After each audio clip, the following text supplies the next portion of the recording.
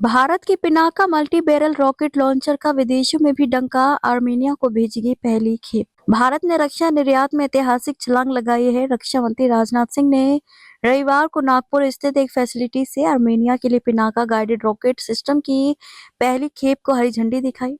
Pinaka multi barrel rocket launcher अपनी सटीकता और लंबी रेंज के लिए जाना जाता है।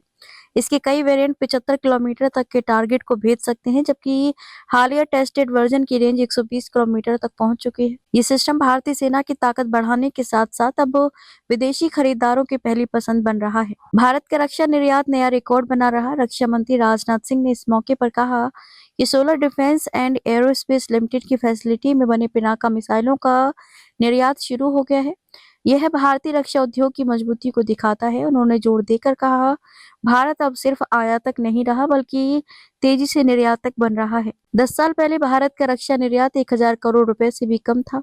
अब ये आंकड़ा रिकॉर्ड 24,000 करोड़ रुपए तक पहुंच चुका है। इसी तरह घरेलू रक्षा उत्पादन 2014 में 46,425 करोड़ रुपए था, जो अब बढ़कर 1,51,000 करोड़ रुपए हो गया है। प्राइवेट सेक्टर की भूमिका बढ़ी। रक्षा मंत्री ने खास तौर पर प्राइवेट सेक्टर की बढ़ती भागीदारी की तारीफ की है। उन्होंने कहा कि निजी कंपनियों के शामिल होने से इतनी तेज प्रगति संभव हुई है। पिनाका जैसे हथियार सिस्टम इसी सहयोग का नतीजा है जो वैश्विक बाजार में भारत का नाम रोशन कर रहे हैं। सितंबर 2022 में आर्मेनिया ने भारत के साथ करीब 2000 करोड़ का समझौता किया था। इस डील में 4 Pinaka multi barrel rocket launcher, battery, anti tank rocket, गोला बारूद और अन्य उपकरण शामिल थे जो सटीक हमले की क्षमता बढ़ाते हैं।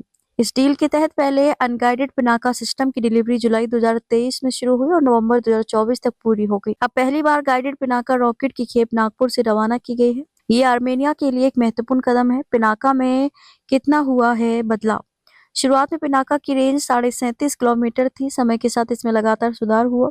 फिलहाल भारतीय सेना ने अप्रैल 2022 में सफल परीक्षण के बाद पिनाका एम के फर्स्ट एनहांस्ड ईपीआरएस को शामिल कर लिया है, जो 75 किलोमीटर से ज्यादा दूरी तक मार कर सकता है।